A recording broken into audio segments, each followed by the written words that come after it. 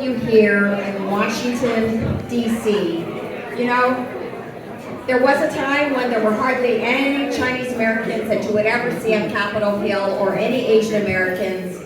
And in fact, if you saw one walking down the hallway, you just had to turn around and look. It was so unusual.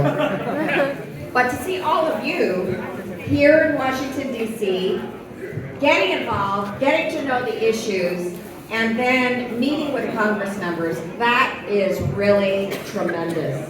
And I also understand you have a new program, the Youth Ambassadors, right?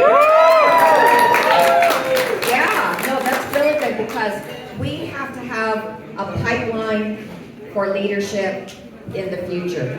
And that's what you are developing. Now, let me say why I appreciate the United Chinese Americans so much. When I first got elected, there was a group of Chinese Americans that came to me. And guess who was one of them? Hi, Shu!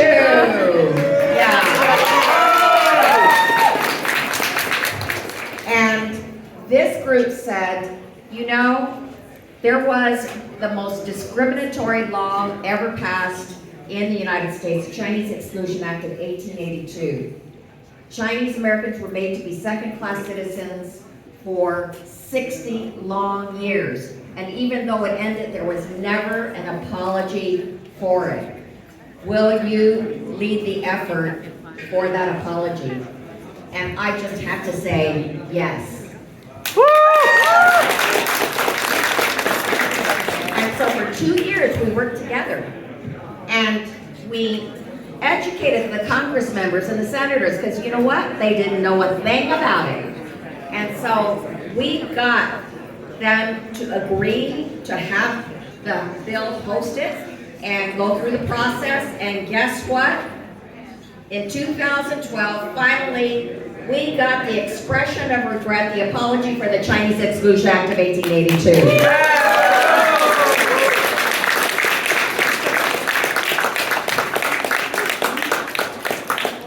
But today we are facing so many other issues as well. You know how much we've been fighting anti-Asian hate. There have been 11,000 anti-Asian hate crimes and incidents. And it has been very intense for the past 2.5 years, where there have been so many of them that Asian Americans were walking around saying, will I be next? And so we had to do something. And that's why we worked on legislation, the COVID-19 Hate Crimes Act, and it was allowed for a special prosecutor to prosecute hate crimes, as well as an improvement in how law enforcement deals with hate crimes, more training, and anyway, many things like that in it. And after a lot of hard work, guess what? President Biden signed the anti-hate crimes bill into law.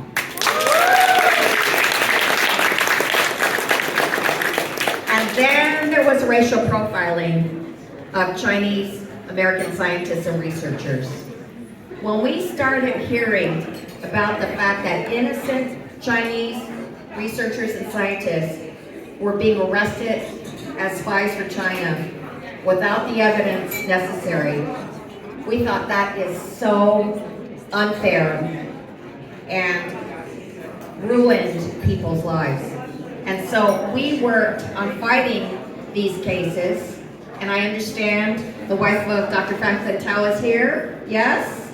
Yeah. Yeah. Thank you so much for being here, because I know it's been very tough. Sherry Chen is here? Yeah, where's Sherry? Wow, okay. Well, you have very, very brave people who are here who fought this themselves. And so we fought it, and in fact there was a terrible initiative called the China Initiative.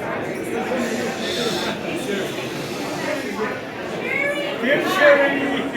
Sherry Chen! Come on, Sherry! Sherry! And the Emmy who coming? Sherry, she was actually the first case that we worked on where she was so unfairly targeted and arrested for being a spy for China. And it was just a terrible initiative at the Department of Commerce to just pick out Chinese Americans that had any tie whatsoever to China and then accuse them unfairly. But as it turned out, of course, there was no evidence for this, for Sherry, and we are still trying to make sure that she gets compensated for the damage that was caused to her. But what we want is for this never to happen in the first place. And that's why we called for an end to the China initiative. And, we met with U.S. Attorney General Merrick Garland and pressed upon this. And guess what? Just a couple of months ago, they finally ended this terrible thing called the China Initiative. Professor Lee, who is here? Oh my goodness! Lee here, and Franklin. Oh my goodness! Yes.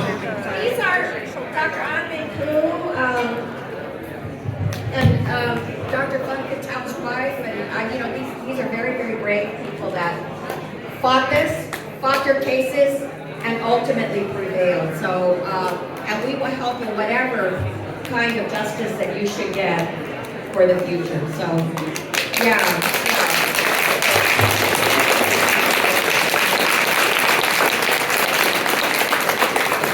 So we will continue to fight for justice for researchers like this who are so esteemed in their professions.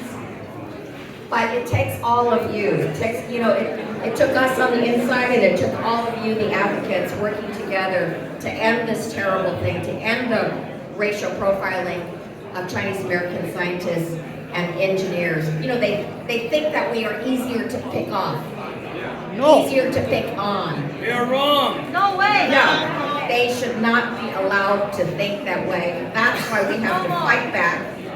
That's why we fought back with the China Initiative.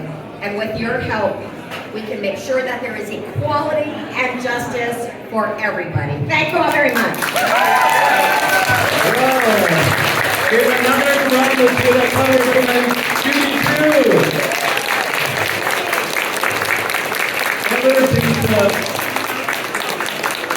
Ever since she's elected to Congress many years ago, not a single day has passed without her fighting for us in some way on some issues and for somebody. And Judy just tirelessly working every single day, and through her own office and through KPAC, something that we all need to remember.